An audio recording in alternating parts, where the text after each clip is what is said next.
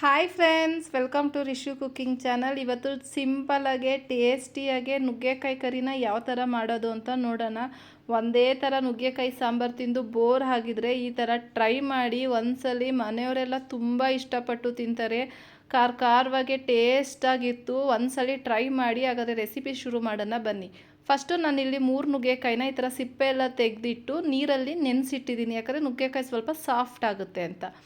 Next ಒಂದು ಕಡಾಯಿಗೆ ಒಂದು 2 table spoon ಆಗೋಷ್ಟು ಆಯಿಲ್ ಹಾಕಿ, ಒಂದು 3 ಟೇಬಲ್ ಸ್ಪೂನ್ ಅಷ್ಟು ಕಡಲೆಕಾಯಿ ಬೀಜ, 1 ಕಪ್ ಆಗೋಷ್ಟು ತೆಂಗಿನಕಾಯಿ ತುರಿ, ಒಂದು ಸ್ವಲ್ಪ ಕೊತ್ತಂಬರಿ ಸೊಪ್ಪು ಹಾಕಿ ನೀಟಾಗಿ ಫ್ರೈ ಮಾಡ್ತಾಯಿದ್ದೀನಿ. ತೆಂಗಿನಕಾಯಿ, ಹಸಿ ತೆಂಗಿನಕಾಯಿ ಇಲ್ಲ ಅಂದರೆ ಒಣ ಕೊಬ್ಬರಿನ ಹಾಕ್ಬೋದು, ಅದು ಟೇಸ್ಟ್ ಚೆನ್ನಾಗಿರುತ್ತೆ.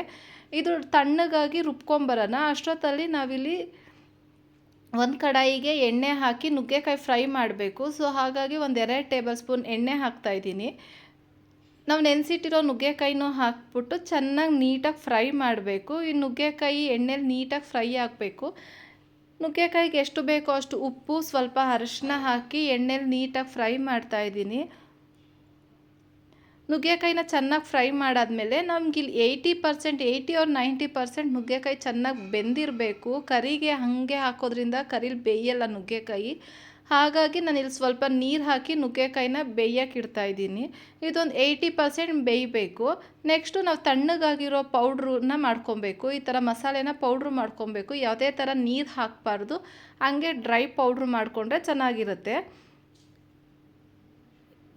ನೋಡಿ, ಇಷ್ಟಾದರೆ ಸಾಕಾಗುತ್ತೆ. ಡ್ರೈ ಪೌಡ್ರು, ಯಾವುದೇ ಥರ ನೀರು ಹಾಕಿಲ್ಲ. ಈ ಥರ ತರ್ತರಿಯಾಗಿ ರುಬ್ಕೊಂಡಿದ್ದೀನಿ.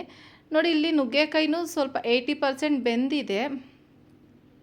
ಇದನ್ನು ನಾನು ಒಂದು ಕಡಾಯಿಗೆ ಟ್ರಾನ್ಸ್ಫರ್ ಮಾಡಿಕೊಂಡು ಅದೇ ಕಡಾಯಿಗೆ ಸ್ವಲ್ಪ ಎಣ್ಣೆ ಹಾಕ್ಕೊತಾ ಇದ್ದೀನಿ. ಒಂದು 2 3 ಟೇಬಲ್ ಸ್ಪೂನ್ ಎಣ್ಣೆ ಹಾಕಿ, ಒಂದು 1/2 ಟೇಬಲ್ ಸ್ಪೂನ್ ಸಾಸಿವೆ, ಒಂದು 1/2 ಟೇಬಲ್ ಸ್ಪೂನ್ ಜೀರಾನು ಹಾಕಿ, ಸಾಸಿವೆ ಚಿಟಪಟ ಅಂದಮೇಲೆ ಸ್ವಲ್ಪ ಕರಿಬೇವಿನ ಸೊಪ್ಪು ಆ್ಯಡ್ ಮಾಡ್ತಾಯಿದ್ದೀನಿ.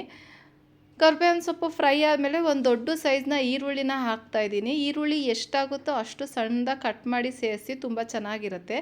ಈರುಳ್ಳಿ ಕಲರ್ ಚೇಂಜ್ ಆಗೋ ಗಂಟ ಫ್ರೈ ಮಾಡಿ ಇದಕ್ಕೆ 1 ಟೇಬಲ್ ಸ್ಪೂನ್ ಆಗೋಷ್ಟು ಶುಂಠಿ ಬೆಳ್ಳುಳ್ಳಿ ಪೇಸ್ಟ್ನು ಆ್ಯಡ್ ಮಾಡ್ತಾಯಿದ್ದೀನಿ. ಶುಂಠಿ ಬೆಳ್ಳುಳ್ಳಿ ಪೇಸ್ಟಲ್ಲಿರೋ ರಾಸ್ ಮೇಲೆಲ್ಲ ಕಂಪ್ಲೀಟ್ಲಿ ಹೋಗಬೇಕು. ಥರ ನೀಟಾಗಿ ಚೆನ್ನಾಗಿ ಫ್ರೈ ಮಾಡಾದಮೇಲೆ ಒಂದು ದೊಡ್ಡ ಸೈಜ್ದು ಟೊಮ್ಯಾಟೊನ ಸಣ್ಣದಾಗಿ ಕಟ್ ಮಾಡಿ ಸೇರಿಸ್ತಾ ಇದ್ದೀನಿ. ಟೊಮ್ಯಾಟೊನು ನೀಟಾಗಿ ಸಾಫ್ಟ್ ಆಗೋ ಗಂಟ ಫ್ರೈ ಮಾಡೋಣ.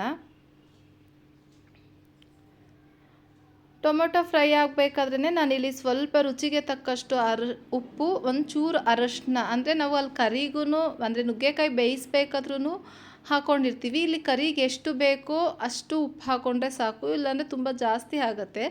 ಉಪ್ಪು ಹಾಕಿ ಟೊಮೆಟೊ ಸಾಫ್ಟ್ ಆಗೋ ಗಂಟ ಫ್ರೈ ಮಾಡ್ಕೊಂಡ್ಮೇಲೆ ನಾನಿಲ್ಲಿ 1 ಟೇಬಲ್ ಸ್ಪೂನ್ ಆಗೋಷ್ಟು ಧನಿಯಾ ಪುಡಿ, 1 ಟೇಬಲ್ ಸ್ಪೂನ್ ಆಗೋಷ್ಟು ಅಚ್ಕಾರದ ಪುಡಿ, ಒಂದು 1/2 ಟೇಬಲ್ ಸ್ಪೂನ್ ಸಾಂಬಾರು ಪುಡಿನೂ ಹಾಕ್ಕೊತಾ ಇದ್ದೀನಿ. ನೀವು ಮನೇಲಿ ಮಾಡಿರೋ ಸಾಂಬಾರು ಪುಡಿನ ಹಾಕ್ಕೊಬೋದು, ಅಂಗಡಿ ಸಾಂಬಾರು ಪುಡಿನ ಹಾಕ್ಕೊಬೋದು. ಸಾಂಬಾರು ಪುಡಿ ಹಾಕೋದ್ರಿಂದ ಟೇಸ್ಟ್ ಚೆನ್ನಾಗಿರುತ್ತೆ. ಇಲ್ಲಿ ಸ್ವಲ್ಪ ಹುಣ್ಸೆಹಣ್ಣು ರಸನೂ ಹಾಕ್ತಾಯಿದ್ದೀನಿ. ಹುಣ್ಸೆಹಣ್ಣು ರಸ ಹಾಕೋದ್ರಿಂದ ತುಂಬ ಚೆನ್ನಾಗಿರುತ್ತೆ. ಹುಣ್ಸೆಹಣ್ಣು ರಸ ಸ್ಕಿಪ್ ಮಾಡಬೇಡಿ, ಚೆನ್ನಾಗಿರುತ್ತೆ. ಅದು ಹಾಕಿದ್ರೇ ಫ್ಲೇವರ್ ಆಗಿರೋದು. ಅದನ್ನು ಹಾಕಿ ನೀಟಾಗಿ ಫ್ರೈ ಮಾಡಿ, ನಾವಿಲ್ಲಿ ಡ್ರೈ ಪೌಡ್ರ್ ಮಾಡಿಟ್ಟಿದ್ವಲ್ಲ ಅದನ್ನು ಸೇರಿಸ್ಬಿಟ್ಟು ನೀಟಾಗಿ ಫ್ರೈ ಮಾಡ್ಕೊಬೇಕು. ಅದರಲ್ಲಿರೋ ನೀರಿನ ಅಂಶ ಎಲ್ಲ ಕಂಪ್ಲೀಟ್ಲಿ ಹೋಗೋ ಗಂಟ ನೀಟಾಗಿ ಫ್ರೈ ಮಾಡ್ಕೊಬೇಕು. ನೋಡಿ, ಇಲ್ಲಿ ಡ್ರೈ ಆಗಿದೆ ನೀರೆಲ್ಲ, ಎಷ್ಟು ಗಟ್ಟಿಯಾಗಿದೆ ಮಸಾಲೆ ಎಲ್ಲ. ಈ ಟೈಮಲ್ಲಿ ನಾನಿಲ್ಲಿ ಸ್ವಲ್ಪ ನೀರನ್ನೂ ಆ್ಯಡ್ ಮಾಡ್ತೀನಿ. ನೀರು ಹಾಕಿ ಚೆನ್ನಾಗಿ ಮಸಾಲೆನ ಬೇಯಿಸಬೇಕು. ಒಂದು 5 to 6 ಮಿನಿಟ್ಸನ್ನು ನೀಟಾಗಿ ಫ್ರೈ ಮಾಡಬೇಕು. ಮಸಾಲೆ ಎಲ್ಲ ಬೆಂದು ಸುತ್ತ ಎಣ್ಣೆ ಬಿಡುತ್ತೆ, ಅಲ್ಲಿ ತನಕ ಮಸಾಲೆ ನೀಟಾಗಿ ಬೇಯಬೇಕು. ಒಂದು ಲಿಡ್ನ ಕ್ಲೋಸ್ ಮಾಡಿ ನಾವು ಮಸಾಲೆನ ಬೇಯೋದಕ್ಕೆ ಬಿಡಬೇಕು. ಮಸಾಲೆ ಬೆಂದಮೇಲೆ ನೋಡಿ, ಈ ಥರ ಸುತ್ತ ಎಣ್ಣೆ ಬಿಟ್ಟಿರುತ್ತೆ. ಆಹಾ, ಸ್ಮೆಲ್ ಮಾತ್ರ ಸೂಪರಾಗಿರುತ್ತೆ, ಘಮ ಘಮ ಅಂತ ಇರುತ್ತೆ. ಆ ನುಗ್ಗೆಕಾಯಿಗೆ ಈ ಫ್ಲೇವರ್ ಸೂಪರಾಗಿರುತ್ತೆ. ಒಂದ್ಸಲಿ ಟ್ರೈ ಮಾಡಿ. ನಾವು ಬೇಯಿಸಿಟ್ಟಿರೋವಂಥ ನುಗ್ಗೆಕಾಯಿ ನೀರು ಸಮೇತ ಆ್ಯಡ್ ಮಾಡಿ, ನೀರನ್ನ ವೇಸ್ಟ್ ಮಾಡಬೇಡಿ. ಯಾಕಂದರೆ ನಾವು ನುಗ್ಗೆಕಾಯಲ್ಲಿ ಬೆಂದಿರೋ ನೀರಿನ ಅಂಶ ಎಲ್ಲ, ಸಾರಾಂಶ ಎಲ್ಲ ಅದರಲ್ಲೇ ಇರುತ್ತೆ. ಸೊ ಹಾಗಾಗಿ ನೀರು ಕೂಡ ಅದಕ್ಕೆ ಹಾಕ್ಕೊತಾ ಇದ್ದೀನಿ. ನೋಡಿ, ಒಂದು 5 to 6 ಮಿನಿಟ್ಸ್ ಬೆಂದರೆ ಈ ಥರ ಎಣ್ಣೆ ಎಲ್ಲ ಬಿಟ್ಟಿರುತ್ತೆ. ಸೂಪರಾಗಿರುತ್ತೆ ಟೇಸ್ಟು. ವಿಡಿಯೋ ಇಷ್ಟ ಆದರೆ ದಯವಿಟ್ಟು ಲೈಕ್ ಮಾಡಿ, ಶೇರ್ ಮಾಡಿ, ಕಮೆಂಟ್ ಮಾಡಿ, ಪಕ್ಕದಲ್ಲಿರೋ ಬೆಲ್ ಬಟನ್ನ ಕ್ಲಿಕ್ ಮಾಡಿ. ಇನ್ನೂ ನನ್ನ ಚಾನಲ್ನ ಯಾರನ್ನ ಸಬ್ಸ್ಕ್ರೈಬ್ ಆಗಿಲ್ಲ ಅಂದರೆ ದಯವಿಟ್ಟು ನಮ್ಮ ಚಾನಲ್ನ ಸಬ್ಸ್ಕ್ರೈಬ್ ಮಾಡಿ. ಇದೇ ಥರ ಸಿಂಪಲ್ ಆ್ಯಂಡ್ ಟೇಸ್ಟಿ ರೆಸಿಪಿಗಾಗಿ ರಿಶು ಕುಕಿಂಗ್ ಚಾನಲ್ನ ವಾಚ್ ಮಾಡಿ.